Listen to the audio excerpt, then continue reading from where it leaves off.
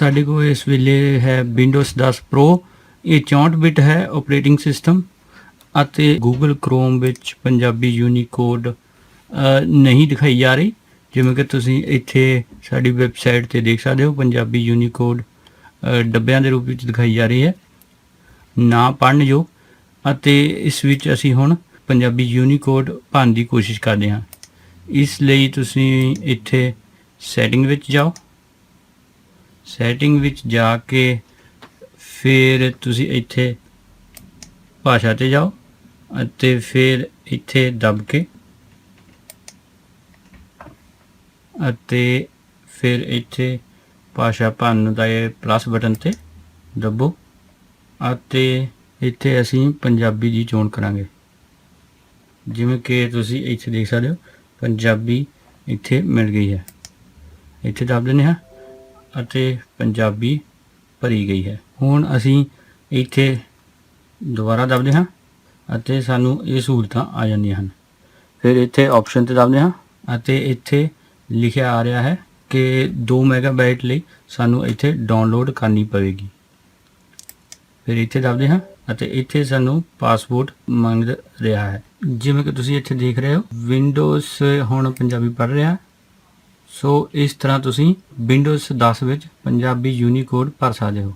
ਨਿੱਜੀ ਤੌਰ ਤੇ ਤਿਆਰ ਕੀਤੇ ਕੀਬੋਰਡ ਜਿਵੇਂ ਧਨੀ ਰਾਮ ਚਾਤਰਿਕ ਅਤੇ ਅਨਮੋਲ ਲਿਪੀ ਨੂੰ ਵਿੰਡੋਜ਼ 10 ਵਿੱਚ ਭਰਨ ਲਈ ਤੁਸੀਂ ਇੱਥੇ ਗੁਰਬਾਣੀ files.org ਤੇ ਜਾਓ। ਫਿਰ ਇੱਥੇ ਯੂਨੀਕੋਡ ਇਨਫੋ ਫੌਂਟ ਤੇ ਕਲਿੱਕ ਕਰੋ ਅਤੇ ਥੱਲੇ ਜਾ ਕੇ ਤੁਸੀਂ ਇਹਨਾਂ ਵਿੱਚੋਂ ਆਪਣਾ ਪਸੰਦੀਦਾ ਕੀਬੋਰਡ ਡਾਊਨਲੋਡ ਕਰ ਸਕਦੇ ਹੋ। ਇੱਥੇ ਅਸੀਂ ਅਨਮੋਲ ਲਿਪੀ ਬੇਸਡ ਮਤਲਬ ਪੰਜਾਬੀ ਗੁਰਮੁਖੀ ਯੂਨੀਕੋਡ ਇਹ ਵਾਲਾ ਡਾਊਨਲੋਡ ਕਰਾਂਗੇ। ਡਾਊਨਲੋਡ ਤੇ ਕਲਿੱਕ ਕਰਦੇ ਹਾਂ। ਇੱਥੇ ਇਹ ਡਾਊਨਲੋਡ ਹੋ ਗਿਆ ਹੈ ਅਤੇ ਅਸੀਂ ਫਿਰ ਇੱਥੇ ਦੱਬਦੇ ਹਾਂ। ਇਹ ਐਕਸਪਲੋਰਰ ਵਿੱਚ ਖੁੱਲ ਗਿਆ ਹੈ। ਫਿਰ ਇੱਥੇ ਅਸੀਂ ਡਬਲ ਕਲਿੱਕ ਕਰਦੇ ਹਾਂ, ਦੁਬਾਰਾ ਕਲਿੱਕ ਕਰਦੇ ਹਾਂ ਅਤੇ ਫਿਰ ਇੱਥੇ ਸੈਟਅਪ ਤੇ ਦੱਬਦੇ ਹਾਂ ਅਤੇ ਪ੍ਰੋਗਰਾਮ ਮਤਲਬ ਕੀਬੋਰਡ ਭਰਨਾ ਸ਼ੁਰੂ ਹੋ ਗਿਆ ਹੈ। ਸਾਨੂੰ ਕੁਝ ਮਿੰਟ ਇੰਤਜ਼ਾਰ ਕਰਨਾ ਪਵੇਗਾ। ਇੱਥੇ ਥੱਲੇ ਹੁਣ ਸੂਚਨਾ ਆ ਗਈ ਹੈ। ਇੱਥੇ ਤੁਹਾਨੂੰ ਪਾਸਵਰਡ ਦੇਣਾ ਪਵੇਗਾ। ਜਿਵੇਂ ਕਿ ਇੱਥੇ ਥੱਲੇ ਫਿਰ ਸੂਚਨਾ ਆ ਗਈ ਹੈ, ਪੰਜਾਬੀ ਕੀਬੋਰਡ ਭਰਿਆ ਗਿਆ ਹੈ।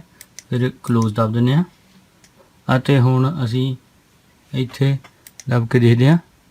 ਜਿਵੇਂ ਕਿ ਤੁਸੀਂ ਇੱਥੇ ਦੇਖ ਸਕਦੇ ਹੋ, ਪੰਜਾਬੀ ਕੀਬੋਰਡ ਦਿਖਾਈ ਦੇ ਰਿਹਾ ਹੈ। ਅਸੀਂ ਵਰਡ ਪੈਡ ਤੇ ਲਿਖ ਕੇ ਦੇਖਦੇ ਹਾਂ।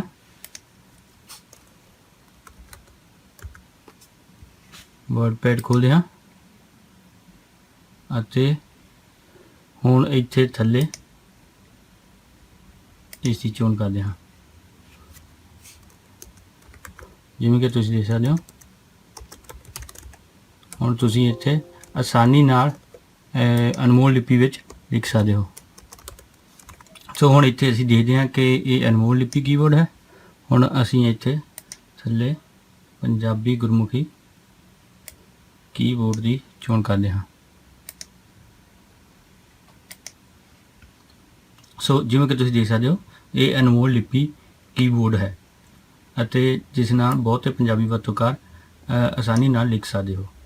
ਨਿੱਜੀ ਤੌਰ ਤੇ ਕੀਬੋਰਡ ਤਿਆਰ ਕੀਤਾ ਗਿਆ ਹੈ ਪੰਜਾਬੀ ਯੂਨੀਕੋਡ ਦਾ। ਉਸ ਵਿੱਚ ਊੜਾ, ਐੜਾ, ਈੜੀ ਜਿੱਥੇ ਜਿੱਥੇ ਹਰੀ ਲਾਈਨ ਹੈ, ਇਹਨਾਂ ਦੇ ਨਾਲ ਦੱਬਣ ਨਾਲ ਹੀ ਦਿਖਾਈ ਦੇਵੇਗੀ। ਇਸ ਵੀਡੀਓ ਵਿੱਚ ਤੁਹਾਨੂੰ ਪੰਜਾਬੀ ਕੀਬੋਰਡ ਪ੍ਰੋ ਬਾਰੇ ਵਿਸਤਾਰਪੂਰਵਕ ਜਾਣਕਾਰੀ ਦਿੱਤੀ ਜਾਵੇਗੀ। ਇਸ ਵੀਡੀਓ ਵਿੱਚ ਅਸੀਂ ਤੁਹਾਨੂੰ ਦੱਸਾਂਗੇ ਕਿ ਤੁਸੀਂ ਪੰਜਾਬੀ ਵਰਡ ਪ੍ਰੋਸੈਸਰ ਮਤਲਬ ਅੱਖਰ 2010 ਕਿਵੇਂ ਉਤਾਰ ਸਕਦੇ ਹੋ ਅਤੇ ਭਰ ਸਕਦੇ ਹੋ ਅਤੇ ਬਿਨਾਂ ਪਾਸਵਰਡ ਦੇ ਮੁਫਤ ਕਿਵੇਂ ਵਰਤ ਸਕਦੇ ਹੋ ਅਤੇ ਭਰਨ ਸੰਬੰਧੀ ਹੋਰ ਜਾਣਕਾਰੀ ਤੁਹਾਨੂੰ ਦੱਸਾਂਗੇ।